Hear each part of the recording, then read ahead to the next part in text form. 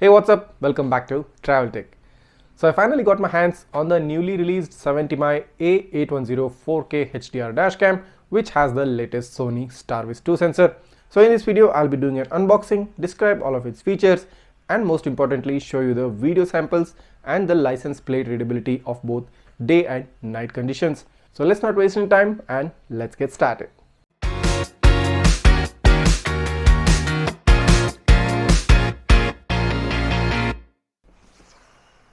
So here is the box pack of the newly released 70mai A810 4K HDR dash camera, which comes with the latest Sony starvis 2 sensor.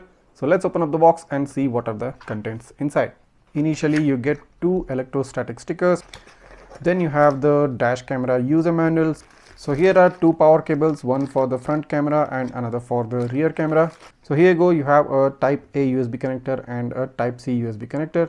So this camera comes with a type C port, so that's a really cool thing. So here is the rear dash camera cable. Following this, let's take out the dash cam itself. The newly released 70mai A810 4K Ultra HD dash camera, which comes with a Sony starvis 2 sensor. So pretty much resembles the 70mai A800 on many aspects, I feel. So let's keep it here for some time and let's take a look at what else is inside the box. So here is the rear camera that comes bundled along with the A810. So let's see how much it rotates. So this is a 360-degree rotatable camera with some ventilation holes at the back. You have this gum tape on top, and on another side you have the lens of the dash camera. Is there anything else inside the box? Yes, there is. So here is the mounting adapter for the front dash cam. So the mounting adapter should plug in like this. So it's a sliding mechanism, so as you can see, the mounting adapter slides in, and if you want to remove the dash camera, you can easily slide it out and the mounting adapter remains on the windshield. The front camera lens is rotatable, I think about 90 to 100 degrees, I think, and that's a good thing because it will be able to adapt to various different windshields. What else is inside the box? Let's take a look. So here is the wiring crowbar to adapt the wiring into the beading of the car. The last piece in the box is the 12-volt car socket, which comes with two USB ports, so that you don't have to compromise on the USB ports. You can run both a dash cam and an additional accessory with the second USB port. So in regards to the front camera, let's take a look at the back. So at first you have the display here, and following that you have the function buttons right below the display. Then you have the power button and the microphone on the left side. At the bottom you have ventilation holes and a LED indicator. Then you have the mount slot, the camera and the speaker grill on the front, with the 70mai logo also indicated on the front. On the right side of the camera you have the rear camera port, the power port and the memory card slot. Then lastly you have the adhesive sticker mount for the dash camera, which slides into place and snugly fits inside. So just to show you the difference, on the left here I have the 70mai A800 and on the right here I have the 70mai A810. So looking at the form factor, as you can see, they more or less look pretty much the same. There's hardly any difference which you can make out, but the main difference comes right here. On the 70mai A800 there is a micro USB port, and in the new A810 you have a type C USB port. So that's the only difference in terms of the form factor, and also I think there is a small difference in the lens as well. So now let's take a look at some of the important features of the 70mai A810. So this dash camera comes at a price of 19,999, that is 20,000 rupees. It has a Sony starvis 2 IMX678 sensor. The front camera supports 4K resolution of 2160p at 25 frames per second, and the rear camera supports a resolution of 1080p at 25 frames per second. Both the front and the rear camera support HDR. The dash camera has a built-in 3-inch IPS screen, which has a resolution of 640 x 360p. The dash camera has a field of view of 150 degrees. It has an f1.8 aperture along with a 7 glass lens. It has a built-in battery of 500 mAh.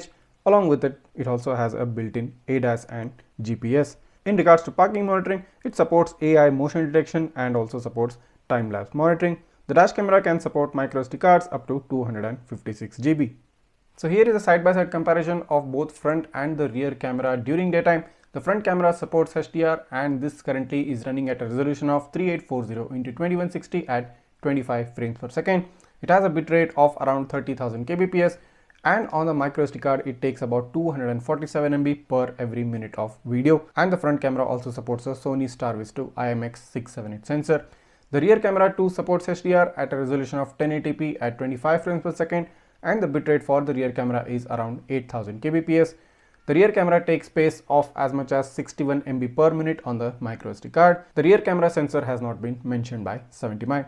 So overall, the picture quality or the video quality of the front camera is crystal clear, sharp. It has the right level of exposure, saturation and contrast levels.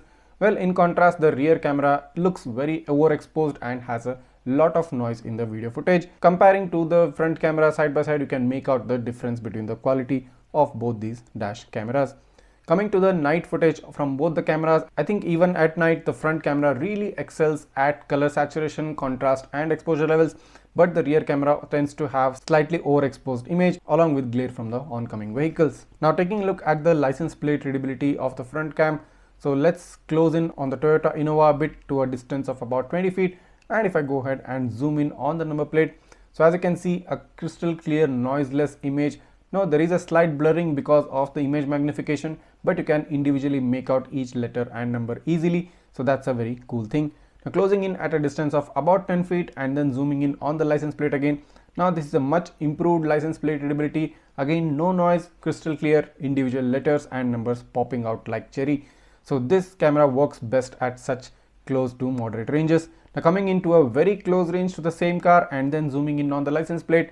Now the most finest license plate readability you can get at the closest range, and nothing can ever beat this. Coming to the license plate readability of the rear camera. Now let's wait till the vehicle closes in a bit more closer to my vehicle, and if I go ahead and zoom in on the number plate, so here's the number plate, a slight bit of noise and blurriness along with overexposure as seen before in the overall picture quality, but you can still make out the number plate. Coming to the night footage, and if I go ahead and zoom in on the number plate at a very close range of the car in front, now this looks overexposed because of the glare of my headlight falling on the rear of the car, but you can make out each letter and number easily and there is absolutely no noise. And if I wait for the car to move ahead a bit to about a distance of 20 feet and if I zoom in, now this is a slightly blurred picture but absolutely no noise, and you can still make out each individual letter and numbers, and you can make out the entire license plate. So that's a job well done by this dash camera. So what do you think? Do you think the 70mai A810 is the right dash cam for you at the price of about 20,000 rupees? Well, if you ask me, in today's times, any camera with a Sony starvis 2 sensor is a go ahead from my side, because the starvis 2 sensor is a revolutionary sensor and it has improved the image clarity, the video clarity of the dash cameras to a far higher level than they were previously available. Overall, the camera does offer a decent package, and for the price I think it's a fair deal. Although you must consider that the rear camera quality is not as high as the front camera. That factor being set aside, and if you are a casual user for the dashcam, you can definitely go ahead and buy this. Also, if you do want to purchase it, click down on the description of this video, you will find the purchase link right there. Also, I'll be bringing up a follow-up video showing you the detailed installation, the on-screen settings and the in-app settings for the 70mai A810, and also along with that, as a bonus video, I'll be comparing the A810 with the previous generation 70mai A800s. So that will be one exciting comparison to watch, and even I'm excited to make that video. So if you do not want to miss that, make sure to hit the subscribe button of Travel Tech and also smash that like button before you move on to the next one. Many more interesting videos are coming up in the future.